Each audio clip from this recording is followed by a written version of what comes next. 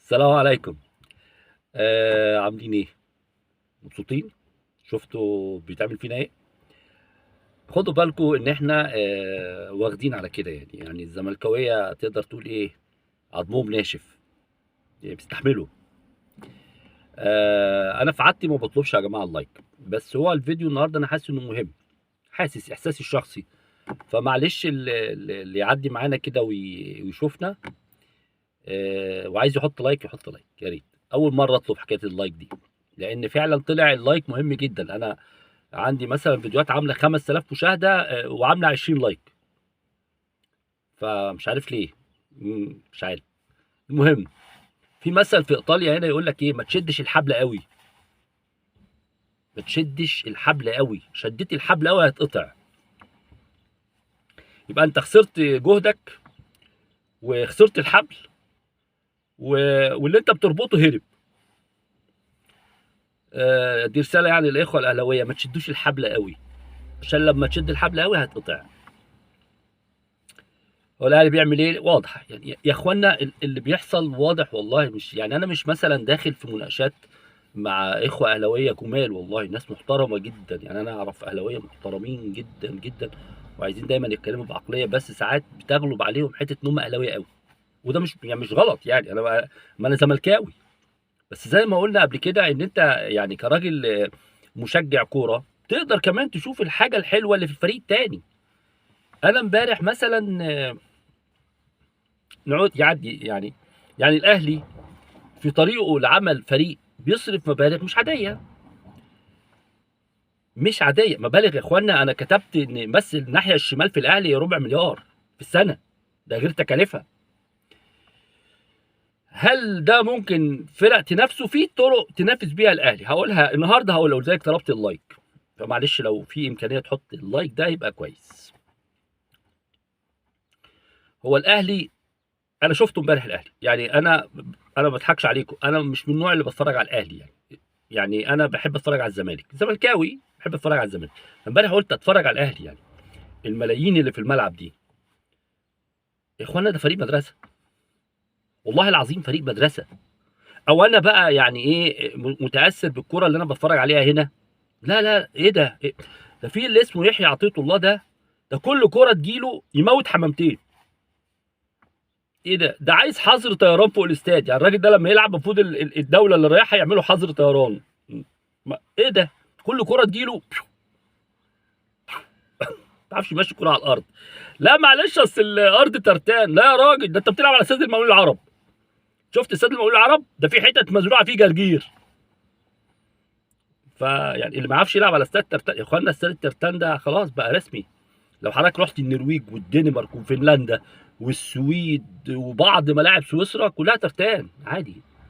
يا اخوانا يوفنتوس بيلعب على ترتان، يعني مش اصل الاهلي مش هيعمل بدعه جديده في العالم، يعني اصل ده ملعب ترتان فاحنا ايه ده ايه.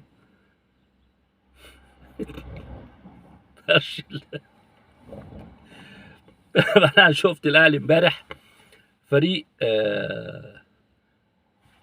اصل لا هو الزمالك اسوء، بس خد بالك الزمالك ما بيصرفش حاجه، الزمالك بيتاخد منه لعيبه. فارجع تاني للموضوع، هو عادي ان الاهلي كل اللعيبه اللي عايزها الاهلي موجوده في الزمالك. فده طبعا ليه معنى واحد بس، الاعمى بس اللي مش شايفه ان هو عايز يدمر الزمالك. طب عايز يدمر الزمالك ليه؟ يفضل لوحده. طيب ما انت بتدمر الزمالك، ما طالع لك بيراميدز، هتعمل ايه؟ وما عندكش انت حضرتك فلوس بيراميدز. لا ما عندكش فلوس بيراميدز، لان بيراميدز اخونا حبيبنا اللي جاي من الامارات الحمد لله رب العالمين ربنا يزيده، يعني يقدر يشتري الاهلي. انا عايز اقول لكم حاجه، الزمالك في اسوأ حالاته ورؤى في نص الملعب وبتاع، لما كان بيلعب يروح يلعب في السعوديه، السعوديه تبارك الله ربنا يزيدهم. لما كان بيروح يلعب في السعوديه فريق النصر احتفل بعد المباراه انه تعادل مع الزمالك بساديو ماني بكريستيانو رونالدو، كانوا فرحانين انهم اتعادلوا مع الملكي. الزمالك مش هيموت، مش هيجرى له حاجه. زي ما قلت لك ما تشدش الحبل قوي هيتقطع. انت مش قد الزمالك ليه؟ لان الزمالك وراه جمهور كبير. طيب المرحله اللي جايه في الزمالك كفايه كلام على الاهلي، ربنا يوفقهم.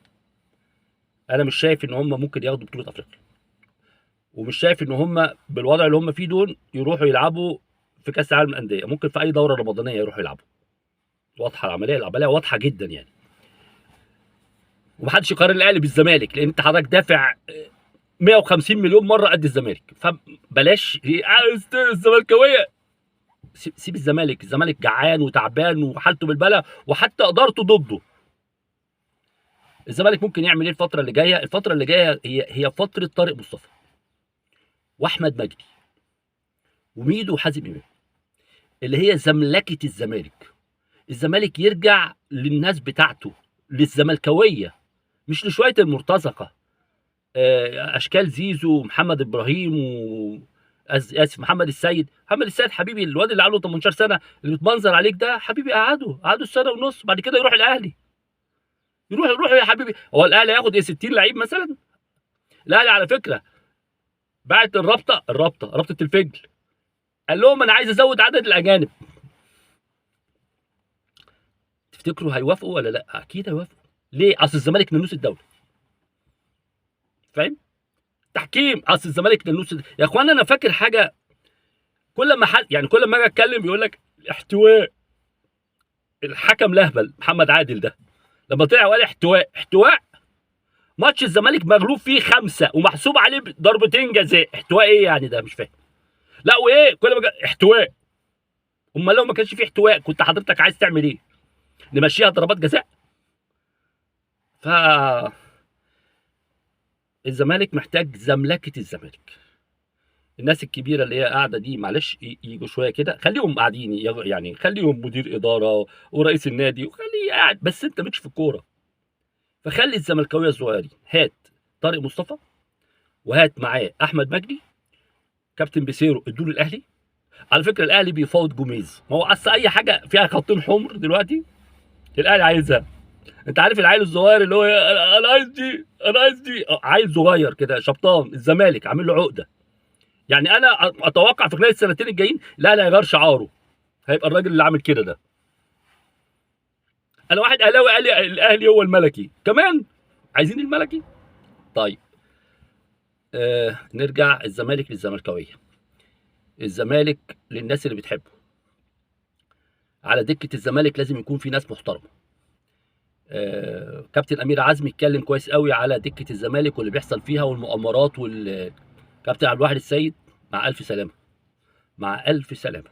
سيبك من المؤامرات والعصافير وتروح تبلغ مدير النادي واصل بيعملوا كده والمدرب مش عارف بيعمل ايه، ونجيب بيسيرو راجل على حاله بيعد الاسابيع كل اسبوع بيعدي $20,000. بلاش هبل. $80,000 على مين؟ على بيسيرو؟ ليه؟ بيعمل ايه بيسيرو؟ بيتعادل مع كل الفرق؟ الحمد لله، الحمد لله بيتعادل مع كل الفرق. ده جوميز لو موجود دلوقتي هيتعب. هاتوا كابتن طارق مصطفى، شوفوا احمد مجدي فين، شوفوا الناس اللي بتحب الزمالك، واحنا مش زعلانين على اي نتائج. كونفدراليه هتروح وايه يعني؟ زيزو رايح الاهلي، مع السلامه، يروح يقعد احتياطي لمحمد عبد الله. ايه المشكله؟ الفلوس يا اخوانا. اصل خدوا بالكم الاهلي حط 110 مليون، يعني انا هروح يعني ما. بس لما تيجي تتكلم على الانتماء وعلى الحسابات وبتاع، هو حسابها غلط. لان لو الزمالك عارض 80 والاهلي عارض 110، ما انت لازم تفكر في حاجات كتير. بس مشكله كابتن زيزو ابوه. وهو كابتن زيزو بيعتبر ان هو لو قال له لا ده عقوق والدين. فلو سمحت تاني من فضلكم، انا عايز الفيديو ده يعلى شويه. انا عايز حمله ان طارق مصطفى يجي مدير فني للزمالك، معاه احمد مجدي مدرب عام في الزمالك. احمد مجدي ده عالمي. احمد مجدي ده راجل دارس، راجل فاهم، وبعدين سالك. فاهم؟ سالك. شوفوا لنا شويه لعيبه. الفلوس اللي احنا وفرناها من الكابتن زيزو وابوه اللي احنا ما ادينا لهمش. شوفوا فريق زد فيه 2 جامدين. الواد اللي اسمه البنوبي ده جامد قوي، احسن من زيكو. روحوا اغروهم، حطوا 50 مليون 60 مليون، خدوا الواد ده وشوفوا الواد ده هيعمل ايه. يا اخوانا الزمالك محتاج الزملكاويه. الجو العام في مصر احنا احتواء، احنا ننوس الدوله، فيا ريت نستفيد بقى ان احنا ننوس الدوله. الزملكاويه زعلانين انا عارف، بس والله العظيم احنا طول عمرنا كده، طول عمرنا عندنا مشاكل، وطول عمرنا الفريق بيتعرض لحملات، وطول عمرنا الفريق الاهلي شغال معانا بالطريقه دي، بالطريقه من زمان. الاهلي دمر الاسماعيلي، بس الزمالك غير. ليه؟ لان الزمالك عنده جمهور كبير قوي. الزمالك عنده جمهور كبير قوي. ايوه انت بتشجع الملكي، والملكي عالي، والاهلي بكل فلوسه ادينا شفناه امبارح. والله العظيم هو ده مستوى الاهلي. الهلال، نادي الهلال السوداني ده نادي عنده حرب اهليه، بيلعب بره ارضه، ما عندوش لعيب يجيب جون. الهلال ده لو قعد اسبوعين مش هيجيب جون، مش لانهم ما بيعرفوش يلعبوا كوره، ما بيعرفوش يجيبوا جون. والاهلي يدافع كله حالته بالبلد. والله فريق لو لقى فريق جامد هيزعله. صباح الفل.